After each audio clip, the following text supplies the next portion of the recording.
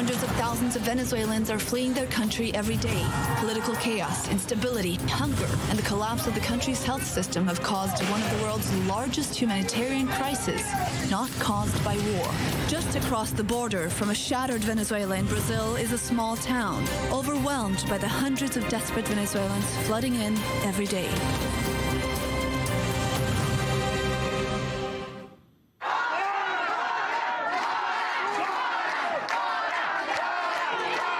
This was the moment Brazilian residents of the small border town of Pacaraima had too much. Too much of the chaos that ensued after hundreds of migrants started crossing in from Venezuela every day. Hungry, poor, and with nowhere to go, many of the Venezuelan migrants are living in appalling conditions on the streets of the once quiet small town. Some have found a way to travel or walk the 250 kilometers to the nearest city, Boa Vista. That's the state capital of Roraima, one of Brazil's most impoverished states. But it's Pacaraima that takes the brunt. The Brazilian residents of the town are not happy. They say there's just too many people to absorb and too much poverty to deal with. The city has collapsed, socially and economically. Us Brazilians have to share everything with the immigrants. Brazil needs to put moral in this town and stop letting all these people in. It is unacceptable. There are drug addicts here, traffickers, men with weapons. This is wrong. That's Nelson Marquez. He's lived most of his life in Pacaraima, and he's seen the town change. He walked up to us, insisting to talk. It's bad because Brazil doesn't even have the capability to do enough for Brazilians, for actual Brazilians. So who is it trying to help? Who?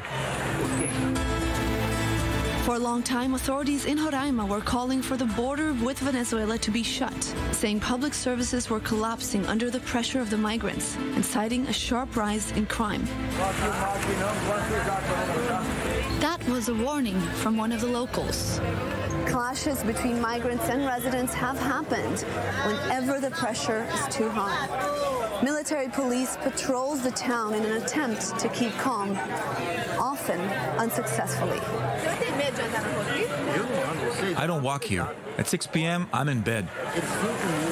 For some of the shop owners, the increase in migrants and aid workers has meant an uptick in sales, but it comes at the expense of security. Crime rose like 90%. There wasn't any crime here before. Now there are robberies, stabbings. We've even had shootings here.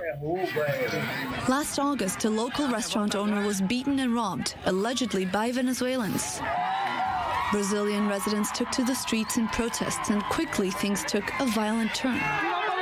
As many as 1,200 Venezuelans rushed back into the country they'd fled. Oh, it's fine that they're here, but there's no discipline. There are no morals, no church, no justice, no police. There's nothing left here. We're thrown on the ground. What military? Have you seen the military here? Are you seeing any?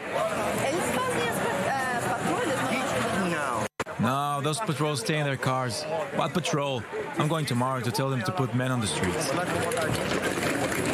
Many people didn't want to speak on camera, but they told us they think it's just a matter of time before there's another uprising. People can't take it anymore. They've had enough of all the crime, all the stealing. So I think they are just holding back for now. The population calling for background screenings and a limited intake. But the Brazilian government is keeping its open-door policy for now. Brazil's far-right president, Jair Bolsonaro, is leading the regional opposition against Venezuela's Nicolas Maduro, standing next to U.S. President Trump, calling for a leadership change in Caracas. Re-establishing democracy in Venezuela is a shared interest between our two administrations. Bolsonaro has stopped short of backing direct military intervention in Venezuela, but the U.S. president has not ruled it out.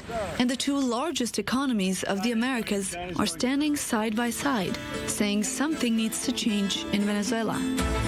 Until it does, the country's neighbors, Brazil, Colombia, Peru, continue to take in the millions of Venezuelans fleeing hunger and violence, giving them food, shelter, and a glimmer of hope.